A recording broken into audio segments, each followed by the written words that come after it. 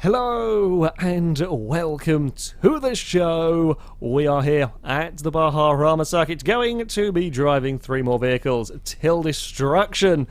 And we are starting with a Barstow. Now, the kind of standard variant that went around much earlier in the series got into a lot of trouble. And these cars are quite notorious for having a very, very fragile kind of glass drive shaft.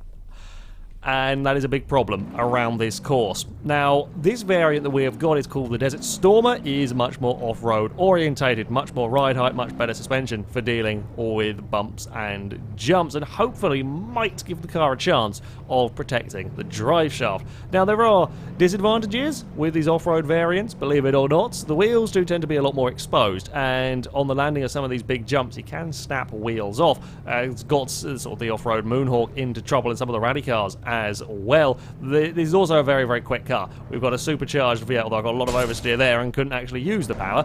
Supercharged V8 in this one, plenty of speed, which means if we do get the approach right, we can actually take a lot of speed across jumps. Tends to give you a very heavy landing, and the off-road suspension will eventually collapse. Will then tend to get quite bouncy. I'm not sure we're going to survive until then. However, yeah, it is a possible fear. Now, one of the downsides with this particular car, rear-wheel drive still, all of that power going through the rear wheels on dirt does tend to make it a little bit on the difficult side to keep under control. May well mean that when we come to a jump that we want to be taking, we get a little bit of oversteer at the wrong moment, or we lose control at a critical time, or might not just be going fast enough approaching a takeoff such as radiator springs because it was slithering around. Can't get it across. There was a bit of a crash. There was some crashing going on there, but it wasn't the drive shaft. Unless it conks out now, we are going to make it further than the standard Barstow, but how much further is the real question, because this is all about, we've got to protect the driveline in this car. We've got to massively protect the driveline in this if we are going to stand any hope of making it to, well, even onto the next lap, quite frankly. This motocross section, I don't hold out much hope for. It's just gone there. That wasn't even a heavy hit. That was not a heavy hit at all. A lot of the hatchbacks have survived far worse than that. We're going to kind of roll it along a little bit. Cross another one, maybe one more. Oh, there we go. And then I think we're going to come to a stop. Oh no, we will just clear that one there as well. God, the drive shaft of this car is so weak. And stop. And stop. There we go. Yeah, I genuinely don't know about the strength of the rest of the car. I have no idea how the rest of it might manage around this course, because the drive shaft is just the first thing to go. It fared a little bit better, not much though. Even all of this suspension and so on, it's just not enough to protect the horrendously weak drive shaft in the car. Yeah, it made it a little bit further, but still not that far. Can't get off its opening lap. Some of the ETKs have even gone further than this. The ETKs with the world's weakest wheel axles have managed to claw their way around further than our Barstow. Yeah, these are not good vehicles for the Bajarama. So we move from a vehicle that's previous versions are notoriously bad to one that has done fairly well. The Miramar actually held on to a top 10 place for quite some time. The sort of standard spec vehicle found its way onto its third lap, quite a long way around its third lap as well. It was a very good car. So we are going to give a race spec version, sort of a touring car style Miramar a go at the Bajarama circuit. Now, of course, we don't have the nice compliance in the suspension here. It's designed for racing on tarmac, which means we are likely to take a fair few heavy hits. However, the car did prove to be mighty strong indeed, so we might be able to get away with it. There is plenty of speed, certainly, in this, although a little bit on 2 wheels there is not quite what we were not quite what we want to be doing. If we could not go for that one again, I don't know if we're going to quite have the speed to do this, or probably not when we've got oh, that's going to be a heavy knock. The radiator survived it. Amazingly, the radiator survived that one in one piece.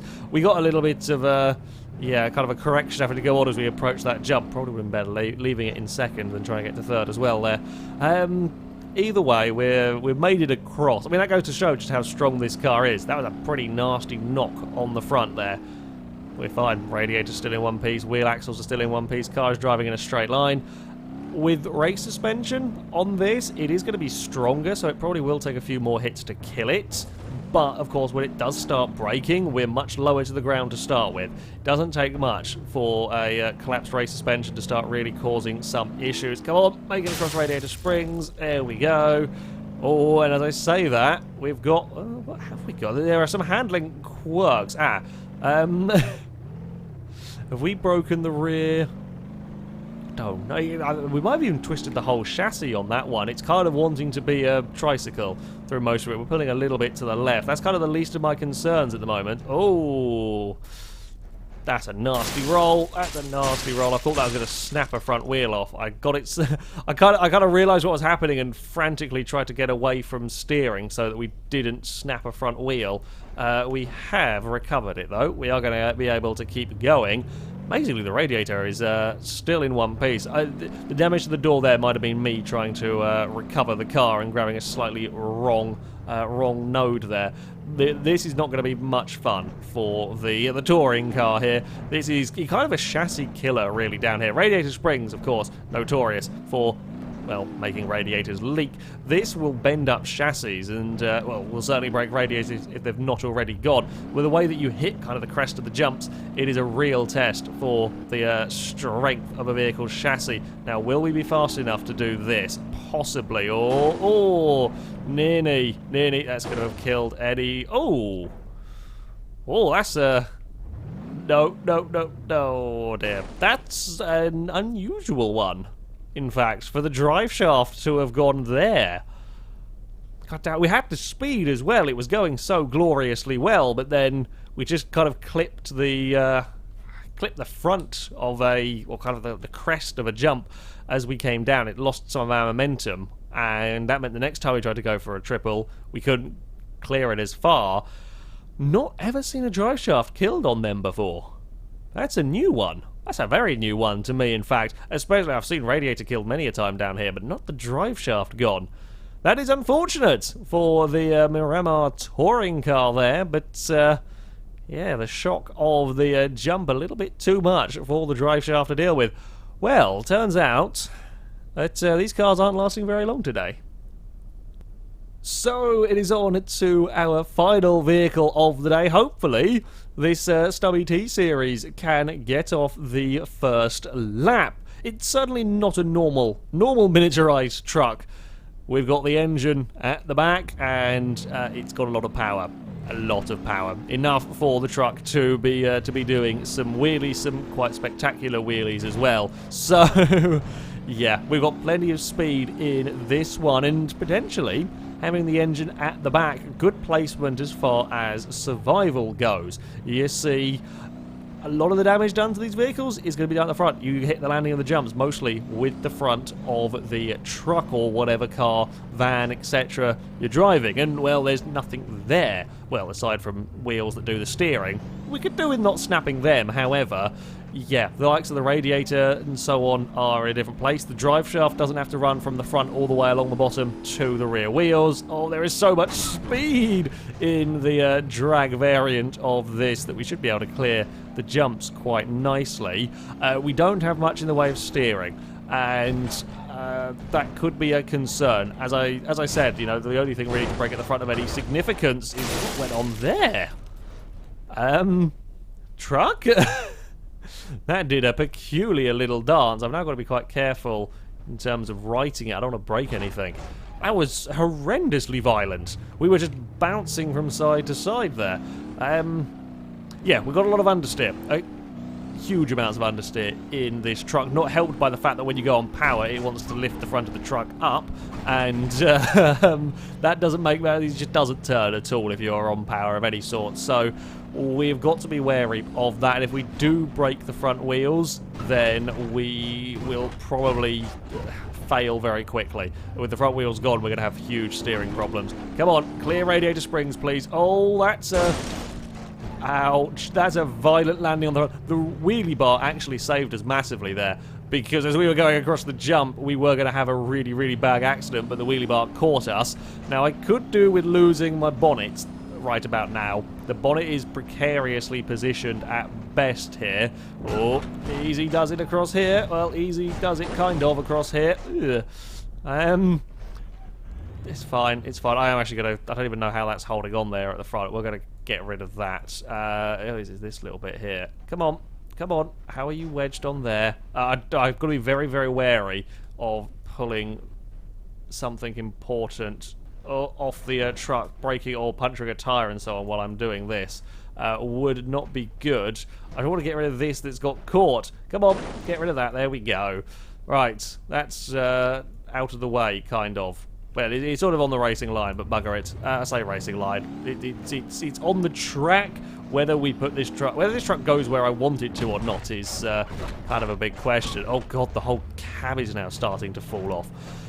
The violence of some of these landings is not good at all for the chassis of the truck. I don't know how long the chassis will hold through this because there is a lot of speed and yeah, a lot of power, just sort of a lot of general torquing and twisting of the chassis that we could be doing without. Now theoretically this could probably do the oh god, the triples down here. I'm going to have to go on the brakes there because we were going to go all out of control. God damn, it's got the speed to do it, but you just need to line it up. You need to have it lined up enough to make it across. There we go. We have done so safely. For now, stuff is wobbling and shaking around the place. Well, it's going to go further than any of the T-Series. Oh, the radiator's been damaged. I wish it wouldn't do that. That's so terrifying. It's going to do that at some point. I'm amazed the wheels haven't snapped off from that behaviour. Right, we've lost the radiator. We might be about to lose the cab at some point. And that would be quite a funny way to...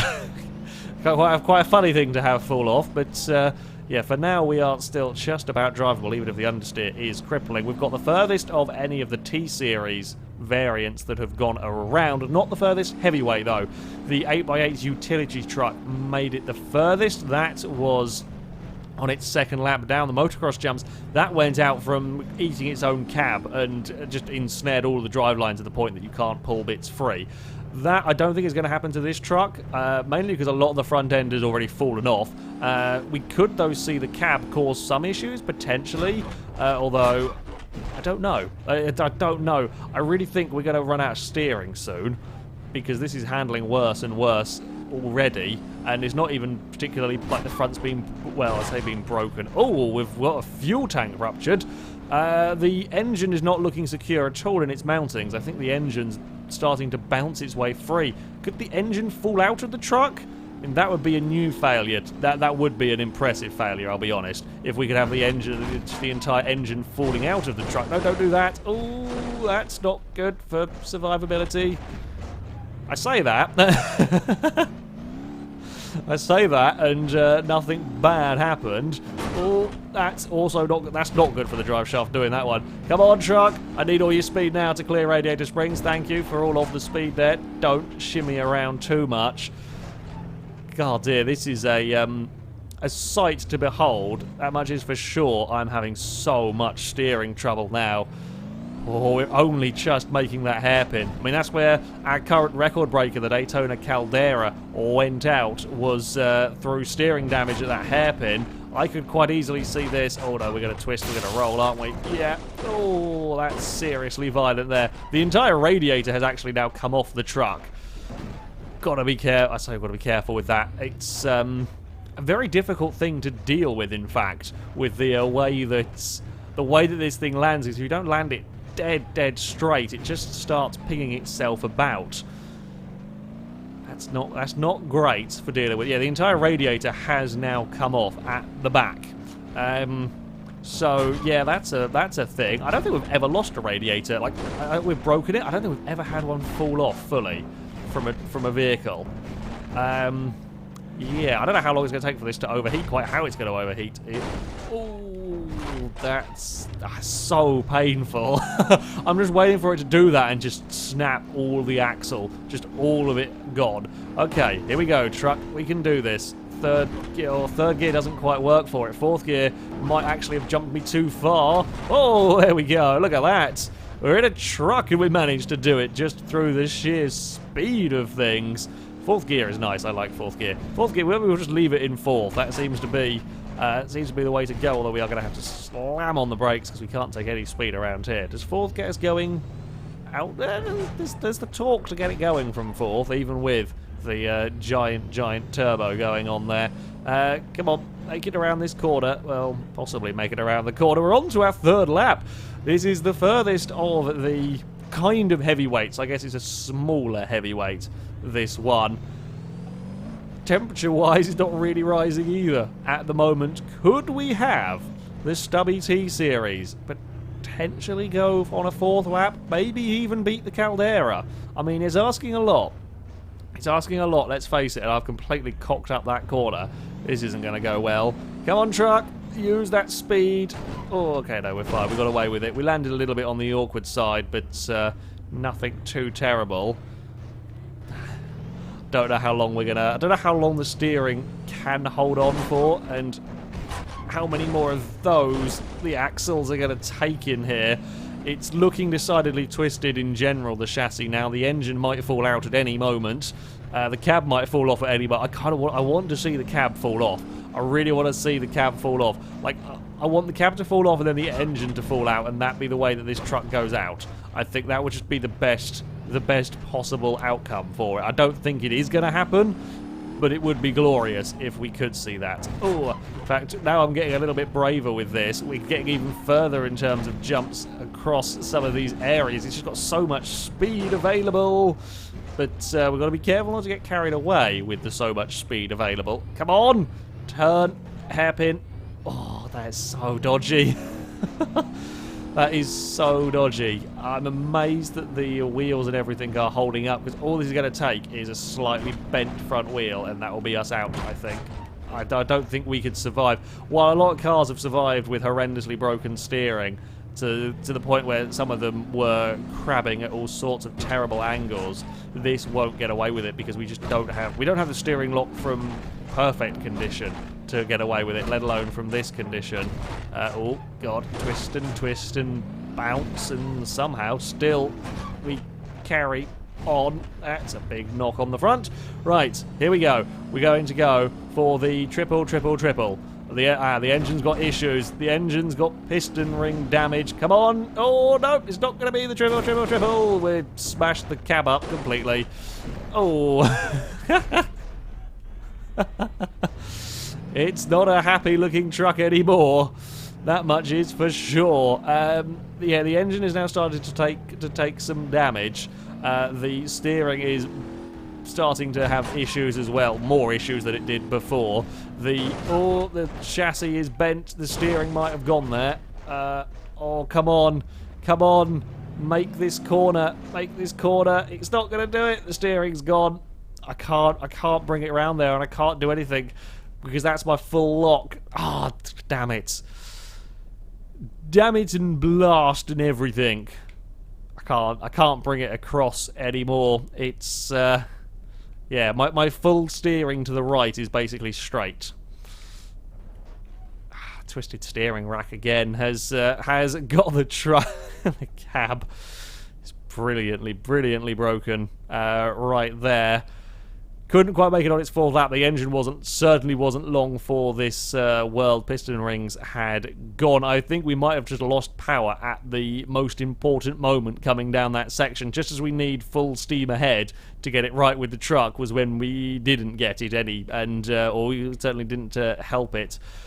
So, yeah, twisted steering in the end, or twisted steering rack, meant that the already awful steering could not get it around the course. Survived some horrendously vicious bumping, engine bouncing around all over the place, and, yeah, in general, very, very well held on. Couldn't quite make it onto its fourth lap. Had our final couple of corners been left-handers rather than right-handers, we would have done it, but... yeah, there, we can't turn to the right when that's as far right as our steering goes. So, on to our leaderboard, and the Stubby T-Series goes into fourth place. A mighty fine showing from the heavyweight there with its twisted steering rack. We have an interesting collection of failures going on with that in that top four now. It's not just dominated by cars overheating. Yeah, an interesting vehicle. I mean, the T-Series didn't have long for the world anyway. The engine was on the verge of giving up, and yeah, so I knew as soon as it took one hit on the steering, that was it going to be done for. Interestingly, I should apologise for my earlier mistake. The Miramar is still in the top 10. I thought it'd fall a little bit further down the order, but no, the standard Miramar is still up there. The touring car, the race car one, down in 58th place with that drive shaft failure. It was quite unlucky. It's a slightly peculiar failure, unexpected failure with that one. You wouldn't tend to see the drive shaft go in that sort of a crash. It was a heavy impact, certainly, on the jumps, but we're seeing those impacts survived by a fair number of cars, and the rest of the car was in very good condition. So, yeah, a little bit unlucky. That's the way it goes, though, with this series. The Barstow, the off-roading one, is a little further down the order. 61st place for that one with that notoriously weak drive shaft. It got slightly further than the standard one, but even with the more ground clearance, with more than enough power and so on, it just, yeah, it can't survive. It is just far, far too weak. That, though, is going to be it for this episode. As ever, I shall link all of the mods I've used in the description, so you can download them, have a go with them yourself. Thank you very much for watching, and until next time, goodbye.